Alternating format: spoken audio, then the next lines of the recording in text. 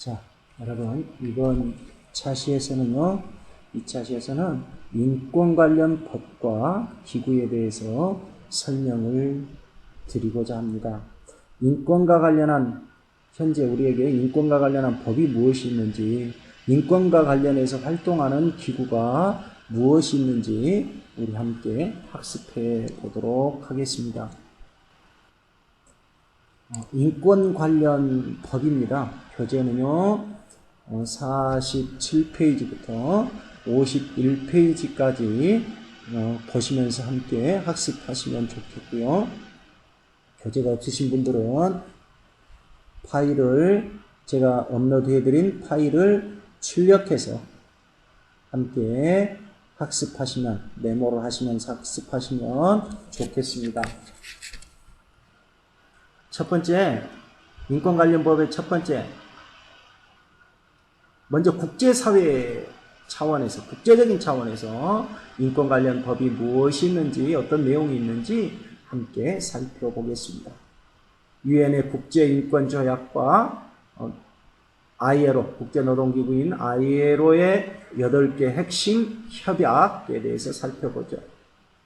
1948년 12월 10일에 유엔 총회에서는 유엔에 가입한 58개국 가입국 중에서 50개국가가 찬성해서 세계인권선언이라는 세계인권선언문을 채택했습니다. 이 세계인권선언은요, 법적인 구속력은 없어요. 다시 말하면 선언이기 때문에 이걸 안 하면 법적으로 불이익을 당한다든지 법적으로 꼭 해야만 하는 이런 것은 아니지만 50개국 이상이, 또 50개국 이상이 찬성했고 58개 국가가 가입한 유엔 총회에서 채택한 선언이기 때문에 굉장히 중요한 어떤 의미를 갖고요. 왜냐하면 각 나라의 어떤 국가의 이미지라는 게 있고 어떤 회원으로서의 지켜야 할 책무가 있기 때문에 굉장히 중요한 부분이고요. 오늘날 대부분 국가의 법에 이 세계인권선언의 내용이 각인되고 반영되어서 현실적으로는 법에 다 적용되어 있다는 것이죠. 그래서 실효성이 굉장히 크다. 실질적으로는 이 세계인권선언에 대한 내용들을 법에 다 기록하고 있어서 그 구속력이, 실효성이 각 나라의 법에 따라 다 적용되고 있다라는 겁니다. 세계인권선언이 만들어진 배경은요, 두 개로 생각할 수 있는데, 첫 번째, 1945년 국제기구인 유엔이 설립되었다는 겁니다.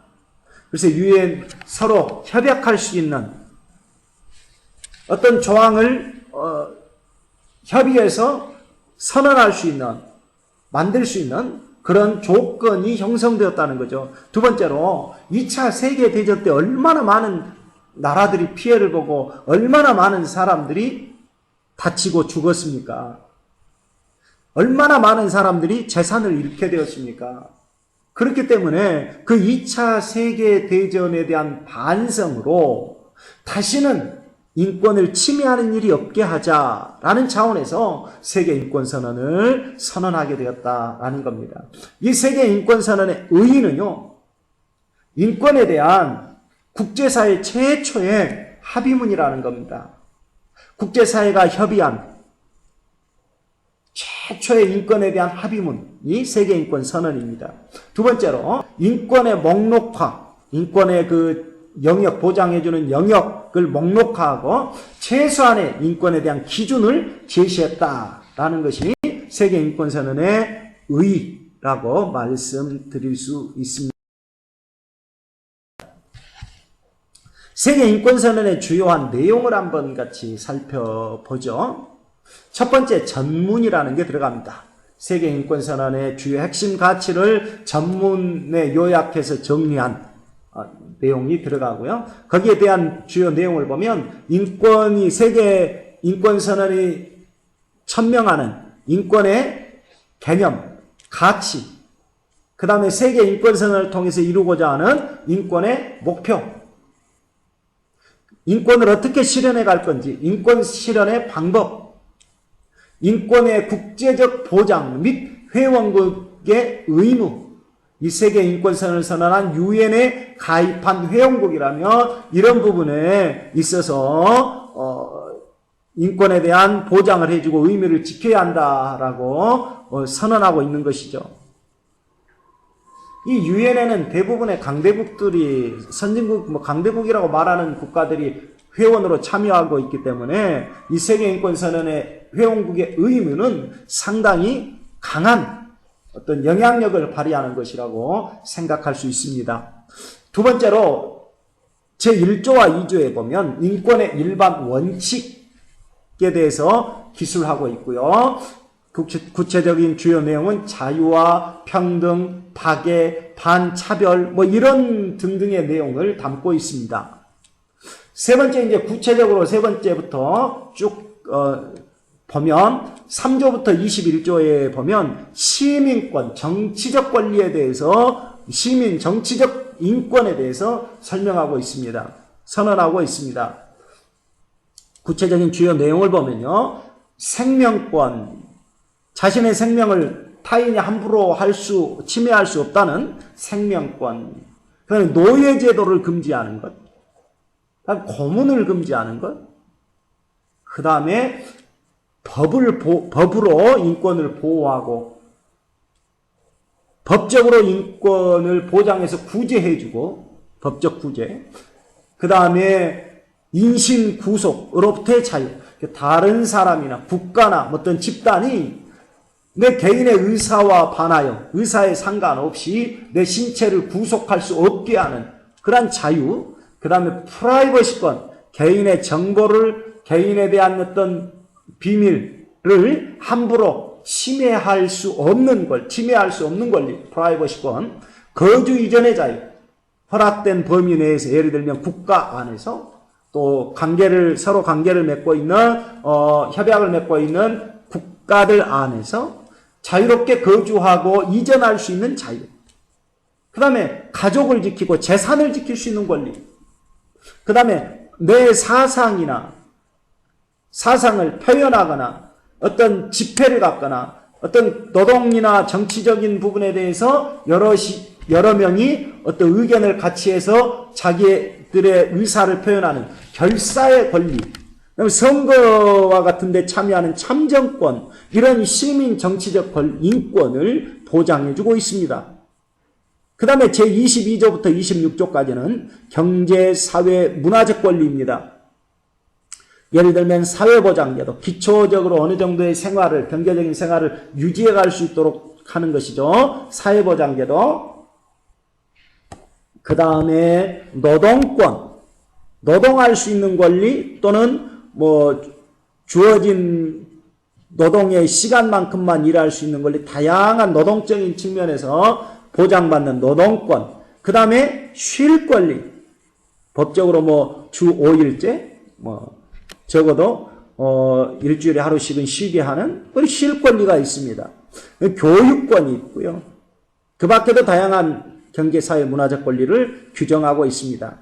그리고 이런 인권에 대해서 제27조부터 30조에 보면 이러한 인권의 내용을 어떻게 이행해야 할 것인지에 대해서 기록하고 있습니다. 그래서 인권 제한 조건, 어떠한 특수한 경우에 인권을 제한할 수 있는지, 그 다음에 국제 구조, 공동체에 대한 의무, 회원국이 어떤 의무를 가져야하는지에 대해서 기술하고 있습니다.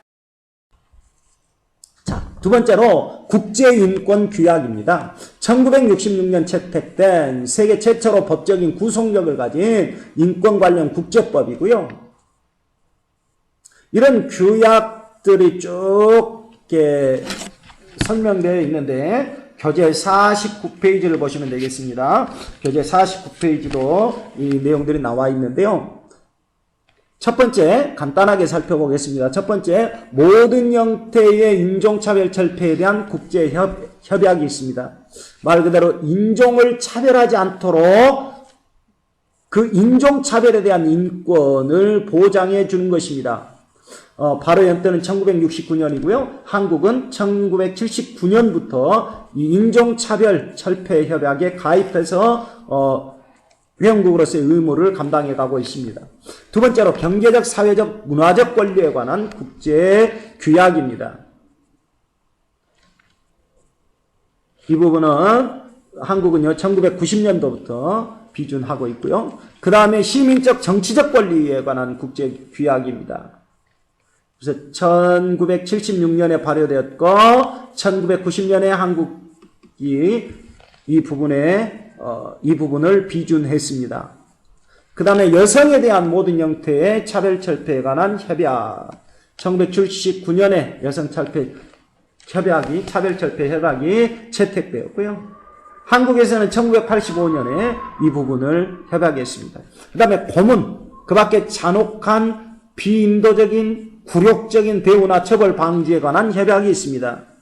1995년에 한국은 이거 비준했고요. 아동의 권리에 대한 협약이 있습니다. 1991년에 한국이 협약 비준을 했고요. 모든 이주 노동자와 그 가족의 권리 보호에 관한 국제협약, 이 부분은 아직 한국이 비준하지 못하고 있습니다. 가입하지 못하고 있습니다. 그 다음에 장애인의 권리에 관한 협약이 있습니다. 2009년에 이 부분에 대해서 한국이 가입해서 의무를 지켜가고 있죠. 자, 한국을 보겠습니다. 한국의 헌법과 실정법입니다. 우리나라의 한국의 헌법을 보면 그 기본적으로 인권을 아주 잘 포괄하여 담고 있습니다. 헌법에 기록된 인간의 기본적인 권리로서 보편성, 누구나 다 인권에 해당된다는 것이죠. 그 다음에 불가침성을 가진다. 헌법의 개정 여부에 따라 달라지지 않는다. 그러니까 헌법상의 기본권이라는 게 있는데 이 기본권은 어떠한 경우에도 누구에게나 해당되고 어떠한 경우도 누구도 불가침성을 가지고요. 침해하지 못하고 헌법이 개정되더라도 이 기본권, 기본적인 권리만큼은 달라지지 않는다라는 겁니다. 그래서 헌법상 기본권은 어떤 것들이 있냐면 포괄적 기본권, 평등권, 자유권적 기본권, 경제적 기본권, 정치적 기본권, 청구권적 기본권, 사회권적 기본권 이렇게 나눌 수 있습니다. 이렇게 포함하고 있습니다. 포괄적 기본권을 보면요. 인간의 존엄성과 가치, 행복 추구권, 포괄적으로 인권을 정의하고 있고요. 평등권을 보면 법 앞에서는 누구나 평등하다는 겁니다. 그 다음에 자유권적 평등권은요. 인신의 자유, 생명권, 신체를 구속받지 않을, 신체를 침해당하지 않을, 피해당하지 않을 자유가 있다라는 거죠. 사생활 자유권, 사생활의 비밀을 지켜주고 자유롭게. 그 다음 프라이버시권이라고 아까 말씀드렸죠. 그 부분이고요. 거주 이전의 자유, 통신의 자유, 그 다음에 정신적 자유권이 있습니다. 양심을 지킬 수 있는, 양심 선언할 수 있는 자유가 있고요. 종교의 자유가 있습니다. 다른 사람의 기본적인 정신과 사상을 침해하지 않는 범위 내에서 누구든지 자유롭게 종교 생활을 할 수 있는 자유가 있죠. 언론, 출판, 집회, 결사의 자유가 있습니다. 자기의 의견을 표현하고 자기와 의견을 같이 하는 사람들이 함께 모여서 집회하고 그 뜻을 드러내는 결사를 하는 그런 자유가 있습니다. 그 다음에 어떤 사상이든지 학문과 예술의 자유가 있습니다. 어떻게 학문으로 표현하고 예술로 표현하는 자유가 있다는 것이죠. 그 다음에 경제적 기본권, 재산권, 자기의 재산을 모을 수 있고 자기의 재산을 활용할 수 있는 그런 재산권이 있고요. 누구도 다른 사람의 재산을 정당하지 않은 이유로 침해할 수 없다라는 겁니다. 그 다음에 직업 선택의 자유가 있고요. 그 다음에 소비자의 권리가 있습니다. 소비자로서 권리를 주장할 수 있다는 겁니다. 정치적 기본권, 정치적 자유, 참정권이 있습니다. 정치에 참여할 수 있는 그런 권리가 있죠. 청구권적 기본권이 있습니다. 어떤 법적으로 어떤 사회에서 부당한 일을 당했을 때 내가 당한 어려움을 해결해 달라고 청원할 수 있는 청원권이 있습니다. 재판을 청구할 수 있는 재판 청구권이 있고요. 국가적인 문제에서 국가에게 침해를 당했을 때는 국가배상 청구권을 가집니다. 그래서 국가에게 배상을 요구할 수 있습니다. 국가 보상 청구권이 있습니다. 국가가 보상해 줄 수 있도록 하는 권리입니다.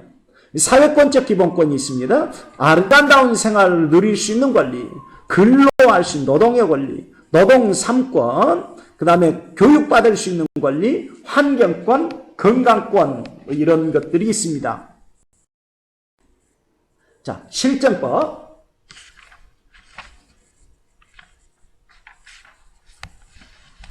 헌법조항의 추상성을 구체화하여 구체적인 실행이 이루어지게 하는 것이 실정법입니다. 한마디로 헌법조항은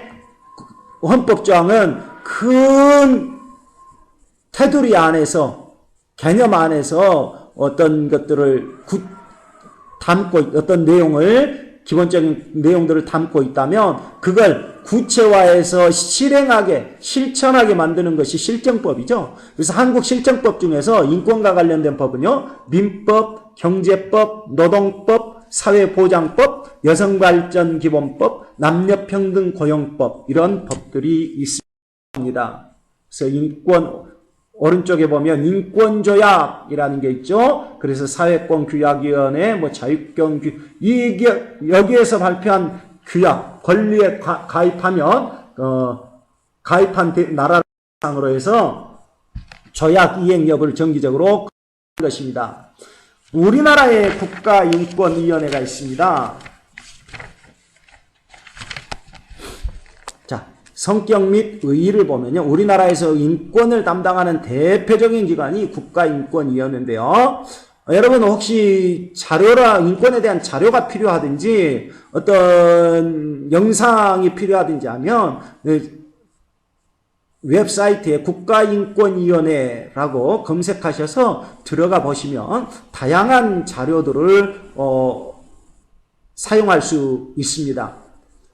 자, 국가인권위원회 성격 및 의의, 2001년 제정된 국가인권위원회 법이라는 그 법에 따라서 국가인권위원회가 출범했고요. 헌법 또는 법률에 의거해서 인권 보호와 증진을 위해 국가 수준에서 활동하는 독립적이고 자율적인 국가인권기구이다.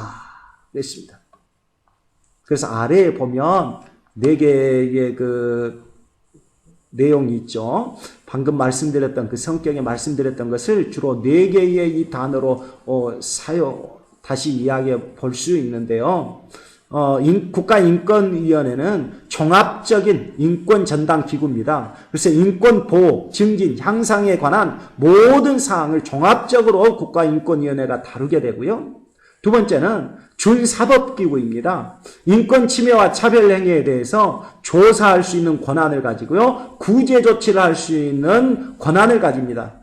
그 다음에 세 번째는 준국제기구입니다. 국제인권 규범에 대해서 우리나라 안에서 그걸 실제적으로 실행하는 걸 담당하는 기구가 국가인권위원회입니다.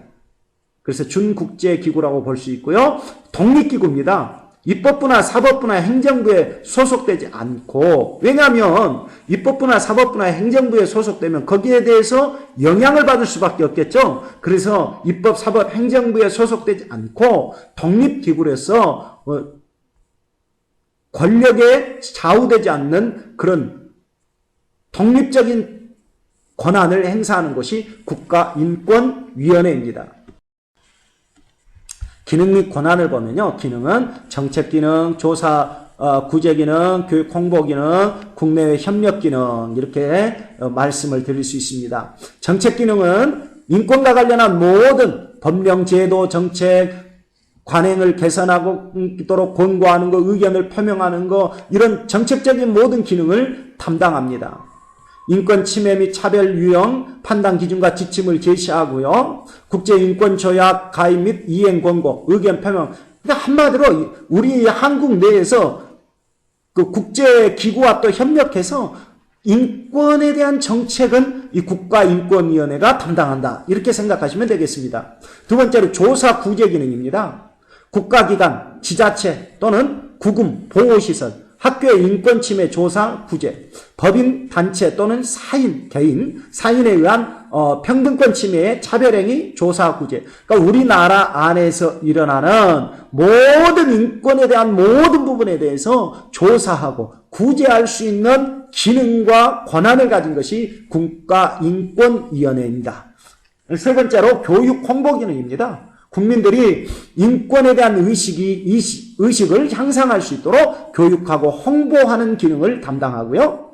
또 국내외 협력 기능입니다. 국내 인권단체 및 인권 옹호 개인과 협력해서 인권 관련 국제기구 및 외국 인권기구와 교류하고 협력해서 여러 가지 국내에 협력하는 인권에 대한 국내 협력을 담당하는 것이 국가인권위원회입니다. 자, 여러분 여기까지 이번 차시는 하겠습니다. 3차시에서 뵙겠습니다. 수고하셨습니다.